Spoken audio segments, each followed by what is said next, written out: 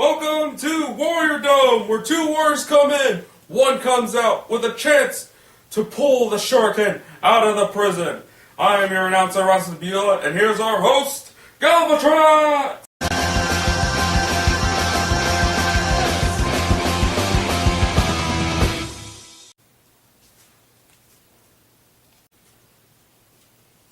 Hello everyone, welcome back to our new series, Power Rangers Ninja Steel Vlogs.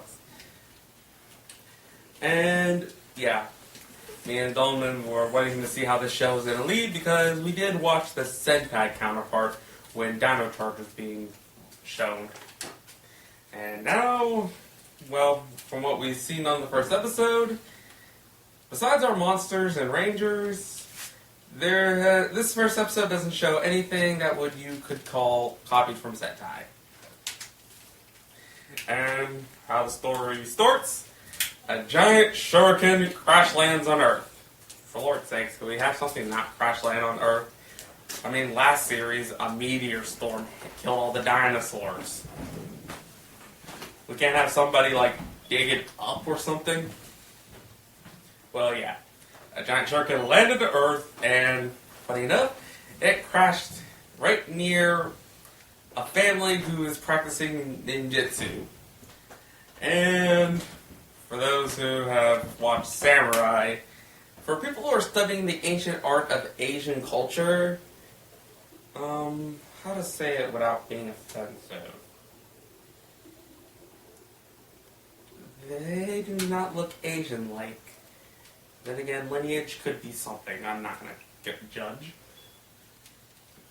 But yeah, the father decides to examine the giant shuriken, even shaving pieces off of it, to reveal that it's a giant shuriken prison with a shuriken inside of it.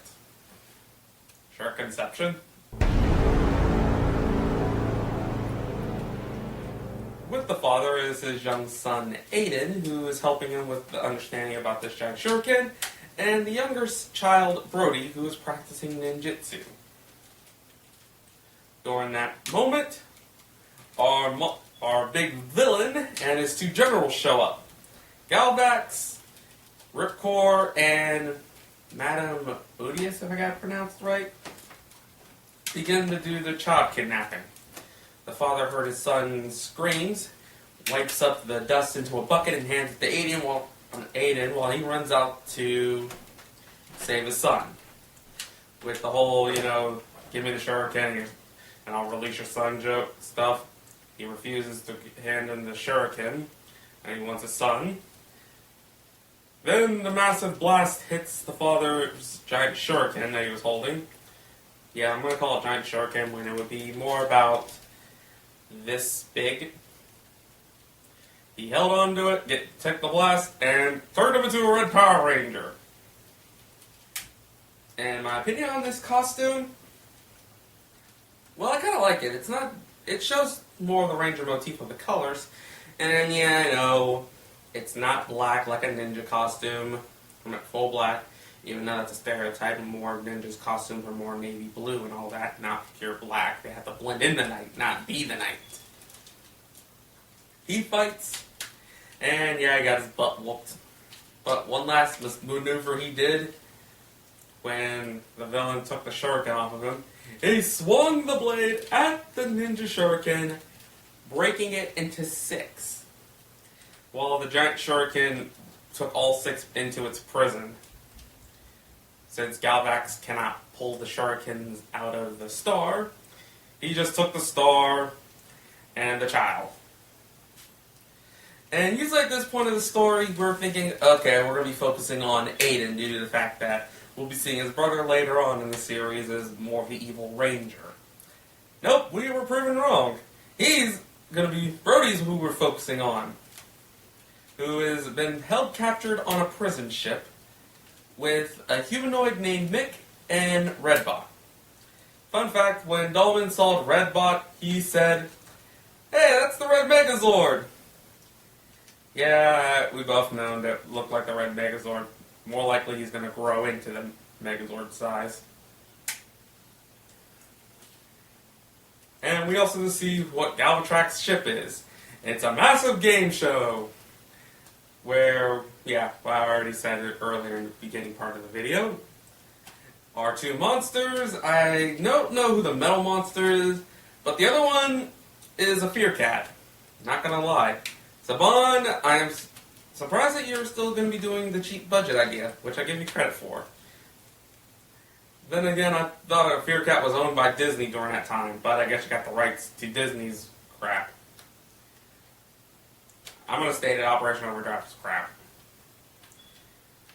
And yet somehow the fear cat beat the metal monster. The fear cat's prize? To pull the Shruiken out the prison. He got his hand in the prison, but repelled. Since our villains cannot get the Shurikens out of the Shuriken prison, they decided, why don't we just use the material that made the Shuriken prison and make our own Shurikens? But all the material was left on Earth. Okay, I guess we're going to go back to Earth. Brody heard this and was excited that he's going back to his home planet. We also get a little bit of a humor that even though Brody's been held captured, he's been studying ninjutsu when he was basically getting talked out by Ripcord. And during that time, the whole conversation, Brody was able to swipe Ripcord's blade out of his hand while he was holding it and switch it with a broom. Well, that's good ninjutsu. Well, back on our planet, we are giving ourselves our new girl, who is our Pink Ranger. Well, at least it's something new. Usually the new character would be the Red Ranger. We also get to see that she's riding on a hover bike. Okay, what year is this taking place? Because, one, hover bikes are not created. Hoverboards. Hoverboards. Sorry, hoverboard. Criticism much. Sorry. A hoverboard. When the hell was a hoverboard created in the timeline of Power Rangers? And if they are created, where's our hoverboard? Yeah, I know I can't ride a skateboard where light depends on it, but I'm pretty sure they'll make a hoverboard where you could at least put straps on your feet so you won't fall off. She flies by. We also get to see a preview of our Yellow Ranger and White Ranger. And we even get to see our Blue Ranger, who is a magician. And this is where I have to pause the video for a moment to talk about, yeah, we did see Sentai. And yeah, in Sentai, the Blue Ranger was also a magician. And I mean a magician as in a la Mystic Force style.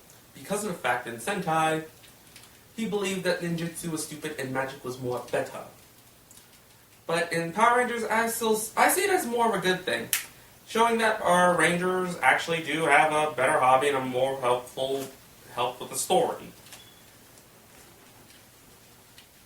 Well, we also get our Bulk and Skull characters, a nerd named Monty and a jock named Victor.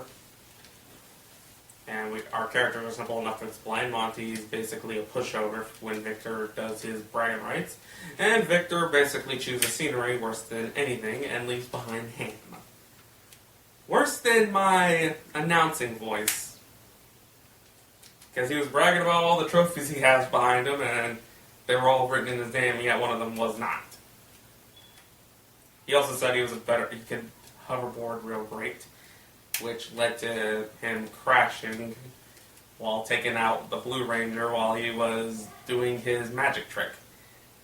Yeah, Blue Ranger was able to do a magic trick, used a cloud of dust, and had a dragon costume on. Victor smacked the costume off of him. I wonder what's more impressive, the costume getting smacked off yet, or you're able to put the costume on within a short amount of time. And Victor basically blamed everyone but himself about that problem. But lucky for that, our Pink Ranger and Blue Ranger became friends. Up on the ship, our three Redbot, Mick, and Brody are ready to escape. They took the prison, they stole some keys for an escape ship, and Ripcord destroyed the keys, making sure that they ain't getting off that ship. And the only idea? Use the garbage chute. They all jumped in and shot themselves out. Redbot was able to save Brody, and we get to learn more about mixed species, that he could shapeshift as he turned into a rock. Okay, that would be a smart idea, but if he breaks during impact, is it going to hurt, or is it going to kill him? And during that time, our pink and blue sees the meteor storm that's hitting our planet. And their right idea, go towards the meteors. They use the hoverboard flying all the way through as as Redbot and Brody make it to safety with the Fear Cat behind them was told to get the Shuriken. Brody was getting his butt whooped, but lucky for him, he has a computer wrist on his arm, which basically is connected to the ship. He's hijacked the ship in a weird way. So he can get any info he wants on the ship. Okay, I can understand it was more of being told what to do by the captain, but I ain't gonna complain. He was just told by the computer, you can't beat the Fear Cat by yourself. And lucky he wasn't by himself in that moment because the cat got ran over by the hoverboard. Which is not the first time I've seen a cat get run over by something. Yeah, I know, I deserve that boo for that one. He gets rescued by Blue and Pink. I'm sorry I don't know their names. This is the first episode. I'm pretty sure episode 2 I'll be able to get their real names, so I'm just going to call them by the respective Ranger colors. And the colors that they were wearing. Brody decides to try to pull the Shuriken out of the prison. Because saying, what will happen, he'll turn into a Power Ranger. And Pink and Blue are just like, wait, what's a Power Ranger? Okay, makes sense. Then again, I don't know anything about their universe in this variation of the series. Brody sticks his hand and pulls out the red one, while Blue and Pink pulled out their respective colors. Which, I'm questioning how is that possible? When you reach your hand out, you just pick the color you want, or is it more of a style of your hand is forced to that Shuriken? That's all I'm thinking. They pull it out, and then another Shuriken appeared in their hands, the one they picked up as a morpher. And our Fear Cat fires a laser from his sword at them. But just the moment the laser was about to hit them, they morphed. And the weird part is that the Shuriken that morphed them of the giant one, it transferred from that one to their swords. I don't understand that logic. And we see the 3 Rangers beat the crap out of the Fear Cat, which I give them credit for doing the whole battle due to the fact that I don't know about the pink fighting style due to the fact that she's a new girl. We know Brody could be fighting due to the fact that he was training in ninjutsu, and the fact that you're in prison, I'm pretty sure he'll be able to learn how to fight. And our Blue Ranger, we don't know anything besides he knows magic. Maybe he knows self-defense to save himself. They fought great, taking out the Fear Cat. And after that, Brody's just basically explaining the two what the hell's going on. Which, well, Pink's believable about this. And since they're right on the area, Brody's thinking, okay, I'll try to find my brother. Maybe he can give me some help about this whole situation. And the idea? Bury the giant Shuriken so the monsters won't find it. That would have been a good idea until the Shuriken dug itself out and shot itself somewhere else with the last 3 Shurikens.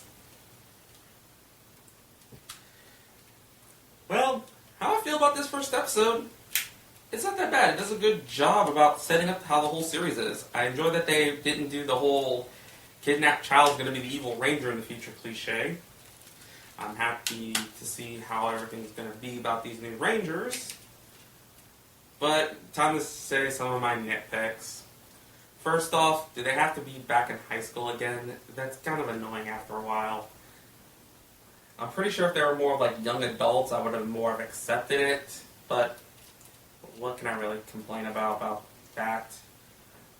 And including our Bulk and Skull knockoffs. I mean, didn't they do this back in Dino Thunder? What else? Our villains do at least more of a decent job of fearing, and I already have a feeling of how the monsters are going to be introduced. Congratulations for winning the Warrior Dome. Your goal is to get the Shurikens off of Earth. You have to beat these Rangers. I'm wondering how they're going to do the whole monster growing system. Since I'm taking a guess, those eye bats that they had during the Warrior Dome are going to be a tool to use to make monsters grow instead of the Sentai counterpart. I hope I enjoy more of these episodes that are going to come out for these vlogs. Till then, this is Rasa.